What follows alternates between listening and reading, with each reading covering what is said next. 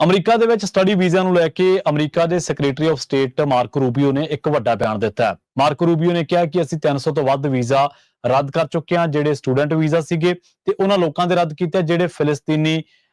ਲੋਕਾਂ ਦੇ ਹੱਕ ਦੇ ਵਿੱਚ ਜਿਹੜੇ ਕੀਤੇ ਜਾਂਦੇ ਰੋਸ ਮੁਜ਼ਾਹਰੇ ਉਹਨਾਂ ਦੇ ਵਿੱਚ ਉਹਨਾਂ ਨੇ ਹਿੱਸਾ ਲਿਆ ਸੀ ਕਿਸੇ ਨਾ ਕਿਸੇ ਤਰੀਕੇ ਦੇ ਨਾਲ। ਲੰਘਿਆ ਜਿਹੜਾ ਮਾਮਲਾ ਲੰਘੇ ਦਿਨਾਂ ਦਾ ਜਿਹੜਾ ਚਰਚਾ ਦੇ ਵਿੱਚ ਆ ਉਹ ਹੈ ਕਿ ਇੱਕ ਰੁਮੇਸਾ ਉਸਟਰਕ ਜਿਹੜੀ ਕਿ ਇੱਕ ਵਿਦਿਆਰਥਣ ਸੀਗੀ, PhD ਕਰਨ ਆਈ ਸੀ, ਉਹਦਾ ਵੀ ਜਿਹੜਾ ਵੀਜ਼ਾ ਪ੍ਰਕਿਰਿਆ ਉਹਨੂੰ ਰੱਦ ਕਰ ਦਿੱਤੇ ਜਾਣ ਦਾ ਉਹਨਾਂ ਨੇ ਦਾਅਵਾ ਕੀਤਾ। ਉਹਨਾਂ ਨੇ ਕਿਹਾ ਕਿ ਉਹਨਾਂ ਦਾ ਜਿਹੜਾ ਵੀਜ਼ਾ ਹੈ ਉਹ ਰੱਦ ਕਰ ਦਿੱਤਾ ਗਿਆ। ਤੁਹਾਨੂੰ ਯਾਦ ਹੋਣਾ ਇਸ ਤੋਂ ਪਹਿਲਾਂ ਜਿਸ ਮਾਮਲੇ ਦੀ ਸਭ ਤੋਂ ਜ਼ਿਆਦਾ ਚਰਚਾ ਅਮਰੀਕਾ ਦੇ ਵਿੱਚ ਹੋਈ ਸੀਗੀ, ਉਹ ਮਾਮਲਾ ਜੁੜਿਆ ਸੀਗਾ ਮਹਿਮੂਦ ਖਲੀਲ ਦੇ ਨਾਲ, ਕਿਉਂਕਿ ਉਹ ਗ੍ਰੀਨ ਕਾਰਡ ਹੋਲਡਰ ਸੀਗਾ ਤੇ ਅਮਰੀਕਾ ਦੇ ਵਿੱਚ ਪ੍ਰੋ ਫਿਲਿਸਤੀਨੀਅਨ ਜਿਹੜੇ ਪ੍ਰੋਟੈਸਟ ਕੀਤੇ ਗਏ ਸੀ ਉਹਨਾਂ ਦੇ ਵਿੱਚ ਉਹਦੀ ਕਿਤੇ ਨਾ ਕਿਤੇ ਸ਼ਮੂਲੀਅਤ ਸੀਗੀ। ਹੁਣ ਉਸ ਤੋਂ ਬਾਅਦ ਇਸ ਬੀਬੀ ਬਾਰੇ ਜਿਹਦਾ ਨਾਮ ਰੁਮੇਸਾ ਉਸਟਰਕ ਹੈ ਤੇ PhD ਕਰਨ ਆਈ ਸੀ, ਦੱਸਿਆ ਜਾ ਰਿਹਾ ਕਿ ਮਾਰਕੋ ਰੂਬੀਓ ਨੇ ਇਸ ਸੰਦਰਭ ਦੇ ਵਿੱਚ ਇਹਦੀ ਪੁਸ਼ਟੀ ਕਰਦਿਆਂ ਕਿਹਾ ਕਿ ਜਿਹੜੇ ਲੋਕ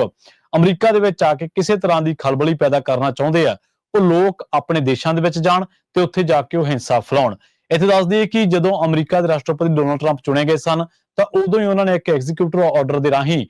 ਅਮਰੀਕਾ ਦੇ ਮਹਿਕਮੇ ਨੂੰ ਇਹ ਅਖਤਿਆਰ ਦਿੱਤੇ ਸਨ ਕਿ ਉਹ ਕਿਸੇ ਵੀ ਸਟੂਡੈਂਟ ਦਾ ਵੀਜ਼ਾ ਜਾਂ ਕਿਸੇ ਵੀ ਬੰਦੇ ਦਾ ਵੀਜ਼ਾ ਕਿਸੇ ਵੀ ਸਮੇਂ ਰੱਦ ਕੀਤਾ ਜਾ ਸਕਦਾ ਹੈ। ਮਾਰਕੋ ਰੂਬੀਓ ਨੇ ਕਿਹਾ ਕਿ ਆਉਣ ਵਾਲੇ ਸਮੇਂ ਦੇ ਵਿੱਚ ਹੋਰ ਕਈਆਂ ਦੀ ਵਾਰੀ ਹੈ ਤੇ ਉਹਨਾਂ ਨੇ ਕਿਹਾ ਕਿ we will do it every day, ਮਤਲਬ ਹਰ ਦਿਨ ਵੀਜ਼ੇ ਜਿਹੜੇ ਆ ਉਹ ਰੱਦ ਕੀਤੇ ਜਾਣਗੇ। ਸੋ ਇਸ ਟਾਈਮ ਉਹਨਾਂ ਸਟੂਡੈਂਟਸ ਦੇ ਵਿੱਚ ਬਹੁਤ ਸਾਰੇ ਖਦਸ਼ੇ ਦੇਖੇ ਜਾ ਰਹੇ ਨੇ ਜਿਨ੍ਹਾਂ ਨੇ ਕਿਸੇ ਨਾ ਕਿਸੇ ਤਰੀਕੇ ਨਾਲ ਪ੍ਰੋਟੈਸਟ ਦੇ ਵਿੱਚ ਹਿੱਸੇਦਾਰੀ ਲਈ ਸੀ।